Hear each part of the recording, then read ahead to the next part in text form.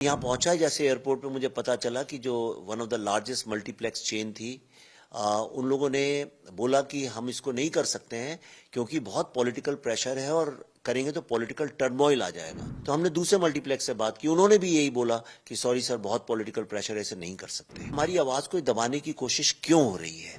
एक तरफ मुझ पे इतने सारे मल्टीपल एफआईआर फाइल किए जा रहे हैं जो रूलिंग पार्टी के मेंबर्स कर रहे हैं, ऐसा नहीं कि आम आदमी कर रहा है, वो लोग कर रहे हैं। यहाँ की जो चीफ मिनिस्टर, उन्होंने कई साल पहले जब हमने फिल्म अनाउंस की थी तभी धमकी दे दी थी कि हम द बंगाल फाइल्स को नहीं घुसने देंगे यहाँ पे।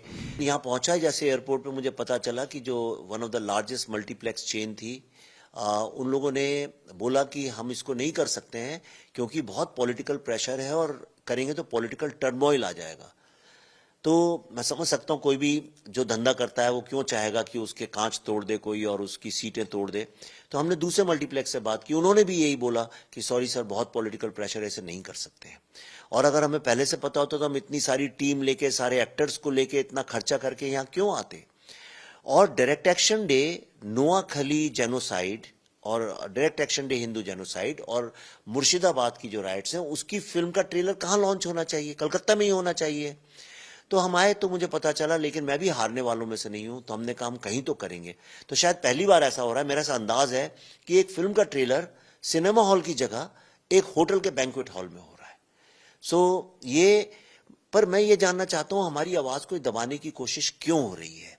एक तरफ मुझ पे इतने सारे मल्टीपल एफआईआर फाइल किए जा रहे हैं जो रूलिंग पार्टी के मेंबर्स कर रहे हैं, ऐसा नहीं कि आम आदमी कर रहा है, वो लोग कर रहे हैं। यहाँ की जो चीफ मिनिस्टर, उन्होंने कई साल पहले जब हमने फिल्म अनाउंस की थी तभी धमकी दे दी थी कि हम द बंगाल फाइल्स को नहीं घुसने देंगे यहाँ पे।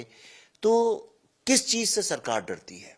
ऐसा कौन सा इशू है इस फिल्म के अंदर? क्या डायरेक्ट एक्शन से डरती है, या नोआखली हिंदू जेनोसाइड से डरती है, या मुर्शिदाबाद राइट से डरती है, या जो डेमोग्राफी का एक बहुत खतरनाक खेल यहाँ चल रहा है, जिस मुद्दे को फिल्म उठाती है, जिस डेमोग्राफी चेंज के कारण ही भारत का पार्टीशन हुआ, जिस डेमोग्राफी चेंज के कारण हिंदुओं का जेनोसाइड हुआ डायरेक्ट एक्शन डे में और नोआखली में, और जिस डेमोग्राफी चेंज के कारण मुर्शिदाबाद में राइट्स हुए और आगे भी होंगे यहाँ पे, क्या उस मुद्दे से डरती है? अगर उससे क्यों डरती है? क्योंकि वो स्टेट जो है खुद ही उसे एम्पावर करती है। मुझे इन चीजों से मतलब नहीं है, मेरा एक ही सवाल है, हमारी आवाज को दबाने की कोशिश क्यों? और कौन है वो लोग, क्या चाहते हैं वो लोग, जबकि एक फिल्म को सेंसर सर्टिफिकेट मिल चुका है। हकीकत ये बंगाल फाइल्स इतना बोल्ड मूवी क्यों कहा जा रहा है, किस तरह से? इसीलिए बोल्ड मूवी कहा जा रहा है क्योंकि लोग डरते हैं, उन्हें पता है इस तरह की फिल्म बनाएंगे तो उसे सरकारें रोकेंगी, पॉलिटिकल पार्टीज रोकेंगी, एफआईआर करेंगी, इस डर के मारे कोई करता नहीं है। और दूसरा क्या है कि भारत में ये हिंदू मुस्लिम इशू पे बात करने से लोग डरते हैं, लेकिन जबकि वो मुद्दा है, भारत का पार्टीशन क्यों हुआ, मैं आपको समझाता हूं। भारत के पार्टीशन में एक पार्टी थी मुस्लिम लीग जिन्ना, उसने बोला कि हम युद्ध लड़ेंगे और छीन लेंगे, और उस युद्ध लड़ने के लिए डायरेक्ट एक्शन डे, जो कि रमजान का 8वां दिन था, उस दिन को तय किया गया। 2 दिन के अंदर 40,000 लोगों की मौतें की गई। 40,000 लोगों ने ही खुगली में कूद के अपनी जान दे दी। हजारों औरतों का रेप हुआ, बच्चों को मारा गया, उबलते पानी में बच्चों को डाल के जलाया गया। अमृत बाजार पत्रिका की हेडलाइंस हैं, मेरे पास फोटो हैं जो हमने फिल्म में दिखाई भी हैं। आनंद नहीं, तब अमृता बाजार पत्रिका थी जो बंद हो गई 1991 में, यहाँ का मेन ओल्डेस्ट न्यूज़पेपर था। उसकी हेडलाइंस हैं, टाइम और लाइफ मैगजीन की हेडलाइंस हैं, जिनमें लिखा हुआ है कि यहां महीनों तक लाशों की बदबू आ रही थी। वल्चर्स, चील, गिद्ध, कौवे लोगों की लाशें खा रहे थे। राइट? इतना जेनोसाइड जिसके कारण भारत हारा और पाकिस्तान जीता, उसके बारे में फिल्म दिखाना तो मेरे ख्याल से बहुत धर्म और कर्तव्य और पुण्य का काम है। उसको रोकने की क्यों कोशिश की जा रही है? 16 अगस्त का ही कैलकाटा किलिंग्स डे और डायरेक्ट एक्शन डे के तौर पे माना जाता है। आज क्या कहना चाहेंगे और कैरेक्टर के बारे में क्या कहना चाहेंगे, मेन फोकस क्या है? 16 अगस्त भारत के इतिहास का सबसे दर्दनाक दिन है। मेरा, जब हम कश्मीर फाइल्स का रिसर्च कर रहे थे तो मुझे सामने जो तथ्य आया वो ये था कि 5000 साल के मानव के इतिहास में सबसे ज्यादा जिस कम्युनिटी को प्रताड़ित किया गया है, जिसको गुलाम बनाया गया है, जिसके कल्चर सिविलाइजेशन को ध्वस्त किया गया है, वो कौन सा है? वो है हिंदू कम्युनिटी। विश्व में किसी और कम्युनिटी को इतना प्रताड़ित नहीं किया गया लगातार 1200 साल तक। क्या हमारे बच्चों को ये बात पता है? नहीं पता है। क्या आपको कोई भी यहूदी ज्यू बच्चा ऐसा मिलेगा जिसको होलोकॉस्ट के बारे में नहीं पता? क्या आपको कोई भी ब्लैक बच्चा ऐसा मिलेगा जिसको स्लेवरी के बारे में नहीं पता? क्या आपको कोई भी जैपनीज बच्चा ऐसा मिलेगा जिसको एटम बॉम्ब के विनाश के बारे में नहीं पता? तो भारत के बच्चों को अपने ही जेनोसाइड के बारे में क्यों नहीं पता? इस भावना से हमने इस फिल्म को बनाया है ताकि बच्चों को यह बात पता चले। आज वही दिन है 16 अगस्त जिस दिन ये सब हुआ था। हम 16 ही अगस्त के दिन आज यहां लॉन्च कर रहे हैं। और बल्कि मैं तो पश्चिम बंगाल की सरकार से, यहां की मुख्यमंत्री से हाथ जोड़ के अपील करूंगा कि जर्मनी में हिटलर रोड नहीं हो सकती है, लेकिन यहां पे जिस व्यक्ति को बुचर ऑफ बंगाल बोला गया, जिसने 40,000 हिंदुओं का कत्ल किया, जेनोसाइड किया, जिसके कारण पाकिस्तान बना, उस बुचर ऑफ बंगाल के नाम पे यहां पे सुहरावर्दी एवेन्यू है, जिसका ट्वीट यहां की चीफ मिनिस्टर करती हैं। कितने दुख की बात है। मैं अपील करता हूं सुहरावर्दी एवेन्यू का, आज 16 अगस्त के दिन मैं अपील करता हूं सुहरावर्दी एवेन्यू का नाम बदलकर गोपाल मुखर्जी एवेन्यू रखना चाहिए। और कोई भी आदमी आपको नहीं मिलेगा बंगाल का जो इसका विरोध करेगा, बल्कि सब लोग ताली बजाएंगे और उनकी पार्टी को फायदा होगा। एक सवाल ये उठाता हूं, क्यों नहीं कर सकते वो लोग ऐसा? क्योंकि सब जानते हैं।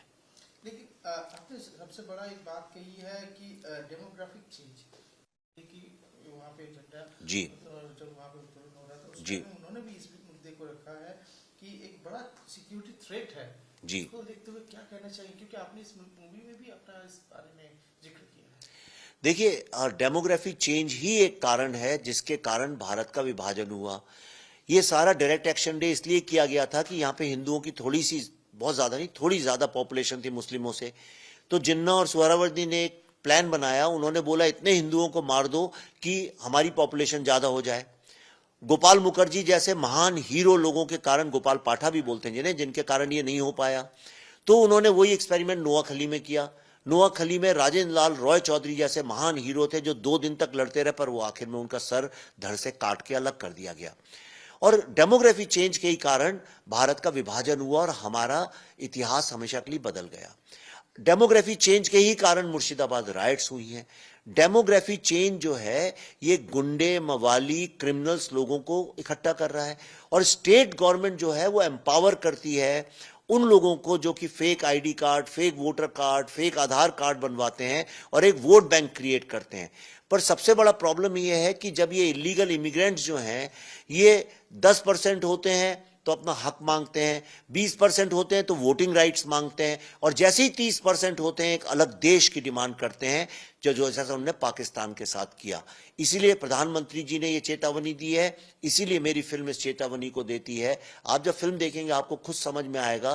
कश्मीर में भी यही हुआ। कश्मीर में inch by inch demography change करके कश्मीर का आज आप देखिए क्या हाल कर दिया उन लोगों ने।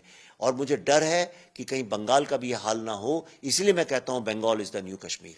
लॉ एंड ऑर्डर सिचुएशन की बात करें, आरजी कर फिर लॉ कॉलेज में जिस तरह से महिला के साथ गैंग रेप, आपने देखा है, बंगाल पे आपने रिसर्च किया है, बंगाल पे आपने मूवी बनाया है, क्या कहना है? जो की घटनाएं लगातार शिक्षक रोड पे हैं, क्या कहना है? देखिए, आप भारत में किसी भी व्यक्ति से पूछिए कि भाई तुम एक दूसरा घर बनाना चाहो रिटायरमेंट के बाद, बंगाल में बनाओगे? मना कर देगा। आप उससे बोलो कि अच्छा भाई गोवा केरला जाते हो छुट्टियों में, इस बार बच्चों के साथ लेके पूरे बंगाल में घूमो जरा अपनी, अगर लड़कियां स्पेशली घूमो, नहीं होगा ऐसा। संदेश खाली में क्या हुआ सब जानते हैं। ओके, यहां पे लॉ एंड ऑर्डर है नहीं। लॉ एंड ऑर्डर का मतलब है किसी तरह से रूलिंग पार्टी सत्ता में रहे, यह है लॉ एंड ऑर्डर, राइट। मेरी टीम आई थी यहां रिसर्च करने, पुलिस ने उन्हें डरा धमका के भगा दिया यहां से, यह है लॉ एंड ऑर्डर। मैं यहां पे आया हूं, मेरी फिल्म का ट्रायल कैंसिल कर दिया, यह है लॉ एंड ऑर्डर। जो बेचारी लड़की के साथ हुआ, उस बच्ची के साथ आरजी कर में, राइट, मैं भी आया था यहाँ पे अपनी संवेदना देने के लिए, मैंने भी मोमबत्तियां जलाई थी। क्या यह है लॉ एंड ऑर्डर?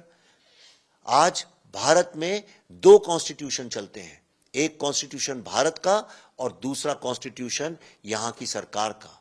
यह बुरा हाल है इस देश का। और जो दूसरा कॉन्स्टिट्यूशन है वो किन लोगों के लिए, किस ग्रुप के लिए चलता है, ये सब जानते हैं। क्या मैसेज देना चाहेंगे अपने व्यूअर्स को जिस तरह से? मैं सिर्फ ये कहना चाहूंगा कि ये फिल्म द बंगाल फाइल्स 5 सितंबर को रिलीज होगी। इसे देखने के बाद कोई हिम्मत नहीं करेगा कि दोबारा कभी डेमोग्राफी चेंज करके किसी का भी जेनोसाइड किया जाए, एक बात। और दूसरी बात, ऐसा एक बंगाली नहीं होगा जो इस फिल्म को देखे और उसके बाद प्राउड ना हो जाए बंगाल को लेके। बंगाल की लॉस्ट ग्लोरी जो कोई जानता नहीं है आज की तारीख में, उसके बारे में ये होगा। लोगों को पता चलेगा कि बंगाल ही वो जगह है जहां पे ग्रेट कल्चरल रेनेसांस हुआ था। बंगाली वो जगह है पूरी दुनिया में जिसने सबसे ज्यादा सैक्रिफाइस किया है हिंदुस्तान की स्वतंत्रता के लिए। बंगाल का कंट्रीब्यूशन भारत में क्या है और हमने क्या खो दिया, कैसे खो दिया, कौन लोग हैं जिनके कारण खो दिया, ये फिल्म देखने के बाद सबको ये बात पता चलेगी। इस फिल्म में Dada Saheb Phalke award, 3 time national award winning Mithun Chakraborty ji एक बहुत इंपॉर्टेंट रोल कर रहे हैं। 3 time national award winner Pallavi Joshi ji Maa Bharati का रोल कर रही हैं।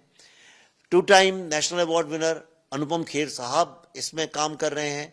और भी बड़े इसमें शाश्वता चैटर्जी जो यहाँ के महान एक्टर हैं बंगाल के, वो हैं। सौरभ दास जो बहुत महान एक्टर है, वो गोपाल पाठा का रोल प्ले कर रहे हैं।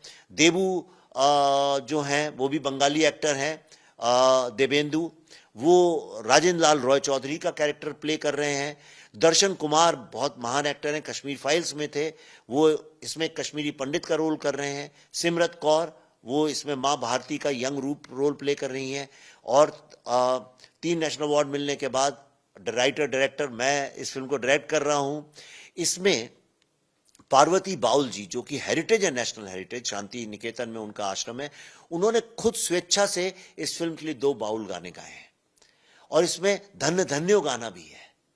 और इससे अधिक ये फिल्म जो है हर बंगाली के लिए मेरे ख्याल से मस्ट वॉच है। इसको देखना ही चाहिए, हर भारतीय तो देखना ही चाहिए, पर हर बंगाली को देखना चाहिए। और मैं स्टेट गवर्नमेंट से, खास तौर पे यहाँ की चीफ मिनिस्टर से, जिन्होंने बंगाल फाइल्स को चैलेंज किया कि इस फिल्म को नहीं आने देंगी, मैं हाथ जोड़ कर उनसे निवेदन करता हूँ, अगर आपके अंदर जरा भी बंगाली है, अगर आप जरा भी बंगाल की गरिमा और गौरव को लेके आपके अंदर प्राइड है, गर्व है, तो इस फिल्म को आप देखिए। मैं आऊंगा, हम और आप साथ में देखेंगे। फिल्म देखने के बाद अगर आप ये कह सकें कि इसमें ऐसी एक भी चीज है जिसके कारण बंगाल के लोगों को गर्व नहीं होगा, तो आप मुझे इनवाइट करिए, मैं आऊंगा।